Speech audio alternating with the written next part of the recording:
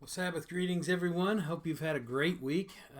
It's been an extremely busy week here in Jacksonville, and I've actually had to. I'm gonna have to turn in some vacation time this week, as it turns out. It's just been so busy, just with all the distractions. And I'll say it. When you're trying to get a house ready for an open house, and you're supposed to got a lot of things to do that just need to be done to the house before, it's already on the market, but it's just busy, just a really, really busy time, and lots and lots to do. So I made a lot of progress today. I'm plumb tuckered, as they say, or maybe I'm the only one that says that, but I'm plumb tuckered. And it's at the time I'm recording this, it's about 6:30 or so.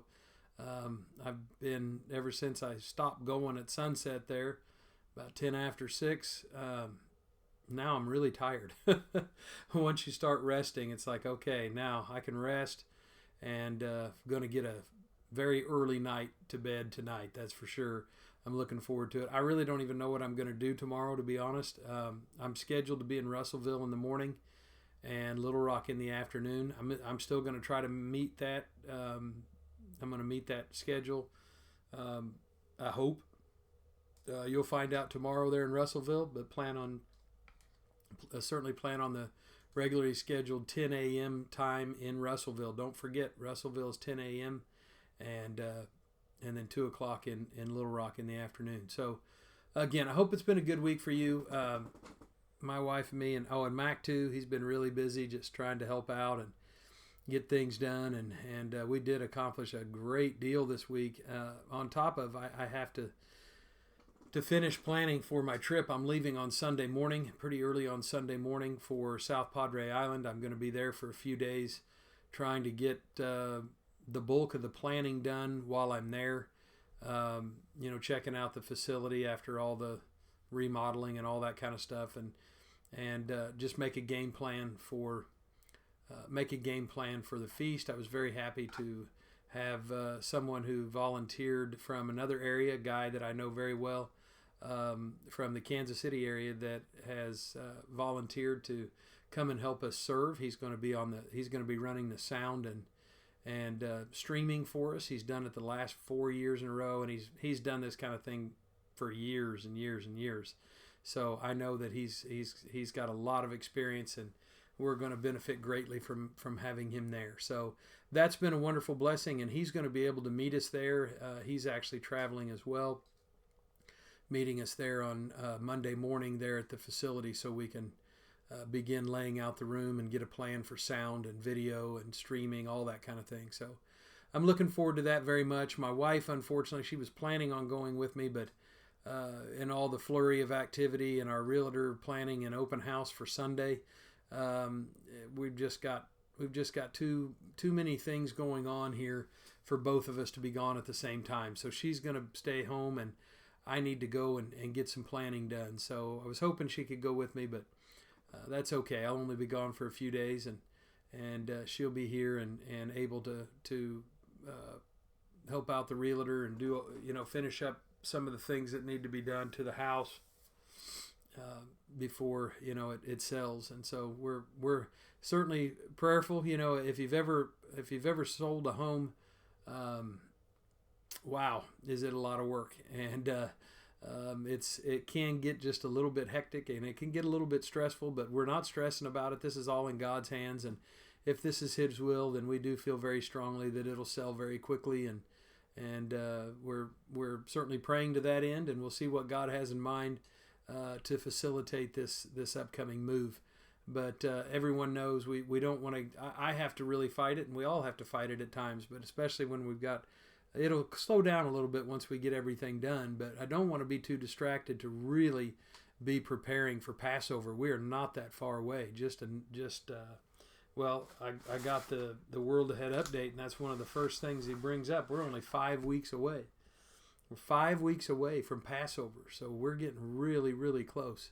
So we all can't afford to get distracted as that comes around. So anyway, I do appreciate your prayers for the process here and selling the home, and for God's will to be done, and appreciate all the support and the love and all your prayers as well, for sure. So again, I don't know exactly what we're going to be doing tomorrow, but I'll see some of you somewhere tomorrow at some point. So I'm praying for you. Appreciate your prayers for me. And it was interesting. We got to spend quite a bit of time with the realtor as we were, he had a professional photographer come in and that they used to take the pictures and everything, and really super nice guy. It was like, the examples were so opposite.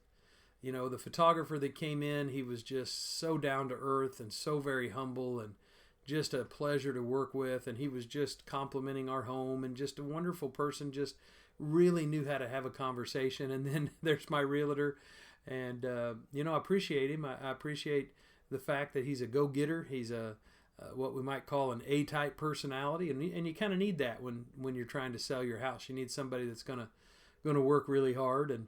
And so, of course, he knows I'm a minister, and I was mentioning, feast planning and that sort of thing, and it's interesting that he kind of exemplified what I was talking about in my introductory Bible study last Sabbath when I was talking about this idea that the Christian world, and we don't hate them, I don't condemn them, no way, because any kind of as Dr. Meredith always said, to the degree, to the extent that you practice, what about Christianity in terms of loving your brother and taking care of your neighbor and trying to do the best you can in terms of obeying God, to the degree that you do that, even if you're not called and converted, you'll be blessed because, again, it's a natural living law.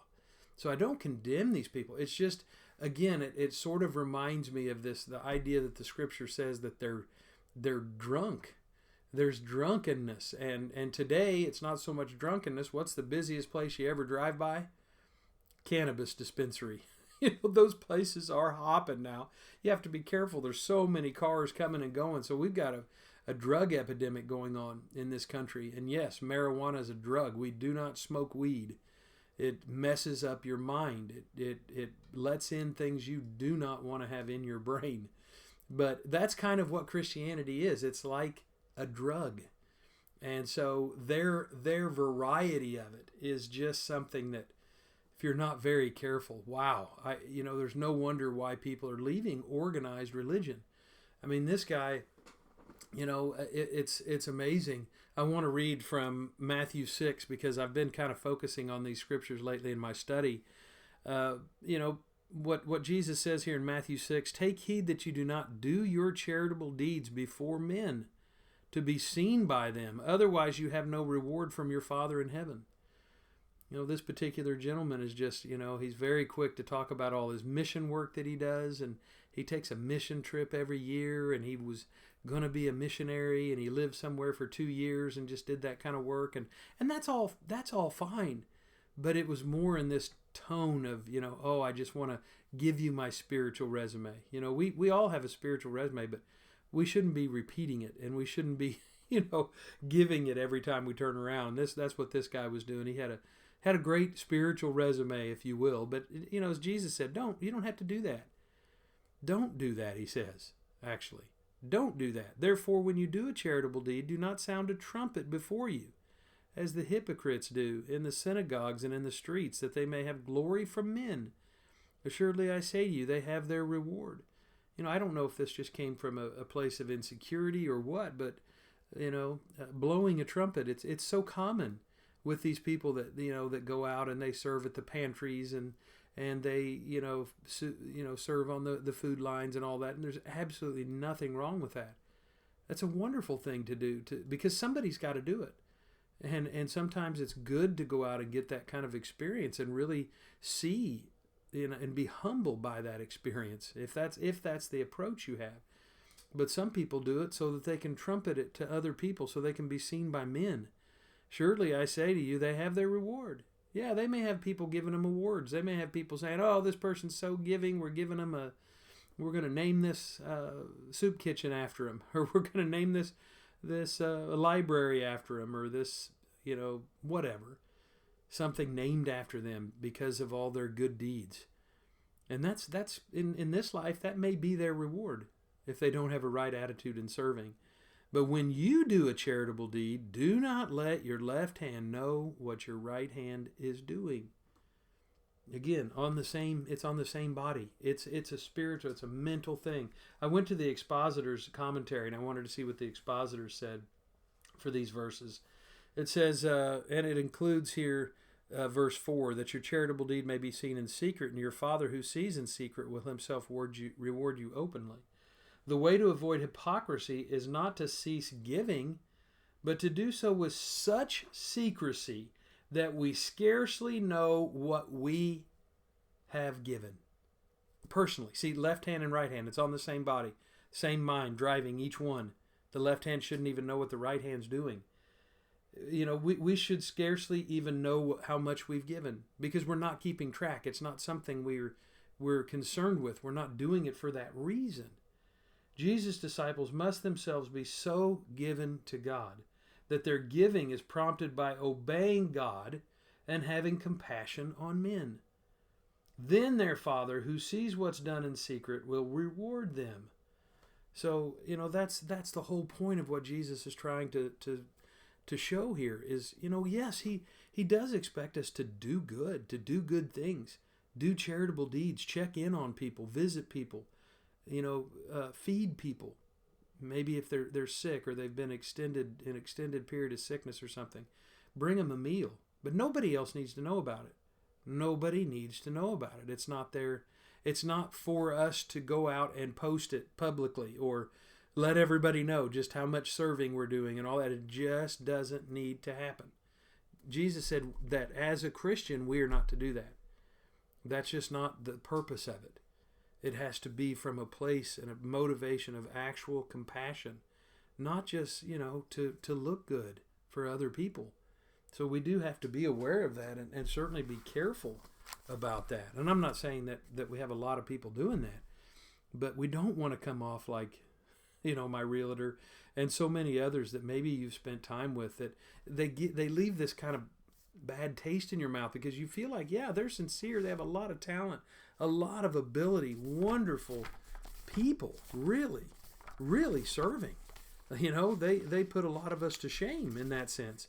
But the problem is they go around and they, you know, they're not afraid to just tout how much they're doing and make sure everybody knows how much they're doing, and that's when it's not good to do that. Well, I'm trying to find Philippians here. Philippians, I know it's still here. There it is. Philippians 2 and verse 3. Philippians 2 and verse 3 says, "Let nothing be done through selfish ambition." You know, I kind of see that sometimes in some of these worldly folks, these Christians. And they're again, great people, but there's a little bit of selfishness there, a little arrogance, a little, you know, just a lack of humility. There's some arrogance sometimes. But he says here, "Let nothing be done through selfish ambition or conceit, but in lowliness of mind. Let each esteem others better than himself."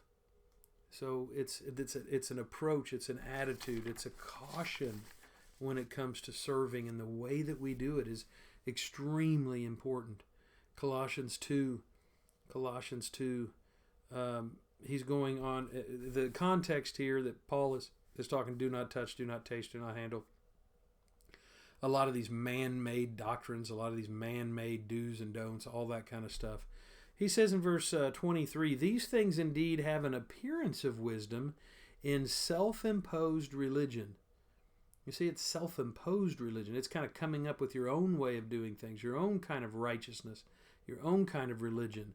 It's false humility. That was one of the themes in talking to this guy. And I don't mean to come down too hard on him, but because he just didn't see it. But there was a sense, there was certainly some false humility there and neglect of the body, but of no value against the indulgence of the flesh. So that's not, you know, to see such stark examples in these two gentlemen, and then to kind of focus in on what we've been, you know, what I was, you know, driving at in that first Bible study and what we've been kind of talking about. I thought maybe I'd share that all with you. I hope you have a fantastic Sabbath. I'm very tired, but I love you all, and I appreciate you very much. Have a wonderful, safe Sabbath.